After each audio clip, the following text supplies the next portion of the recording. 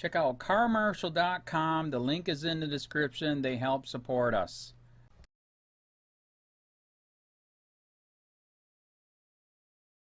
Watch, cops torture mentally ill man in restraint chair for 2 days, laugh as he dies in front of them. Disturbing footage has just been released showing the horrific torture of a mentally ill man who was strapped in a restraint chair for 2 days before he was left naked on the floor to die as officers laughed. By Matt Agarist, March 19, 2018. San Luis Obispo County, CA. Terrifying video of an in-custody death has recently been released confirming police officers tortured a man for days in a restraint chair and then laughed as he spent his final moments alive suffering in agony in his jail cell.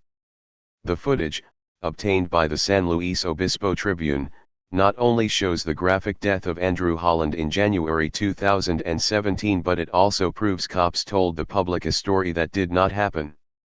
Holland was pronounced dead in his jail cell on January 22, 2017, only 1 hour after he was released from spending nearly 2 entire days strapped in a restraint chair. The Tribune received more than 100 hours of footage from the jail showing the horrific abuse Holland endured prior to his death. Holland, 36, was a diagnosed schizophrenic who spent much of his adult life in and out of jail for minor offenses related to his mental illness. Prior to his death, he'd been locked up for resisting arrest. He spent most of this time locked in isolation in a tiny cell barely big enough for a twin mattress and a toilet. According to the official police report, Holland was found unconscious and unresponsive in his cell and prior to dying, and he was under the continual care of a physician at the time. However, according to the video obtained by the Tribune, Holland was not unconscious at all. He was seen writhing in agony only moments before he lost consciousness and died. What's more, no physician was constantly present during his 47 hours of torture. Had they been present, Holland may still be alive. As the Tribune reports, jail video shows Holland striking himself in the face while sitting on his bed in the isolation cell around 6 p.m. on January 20. Blood can be seen pooling on his mattress.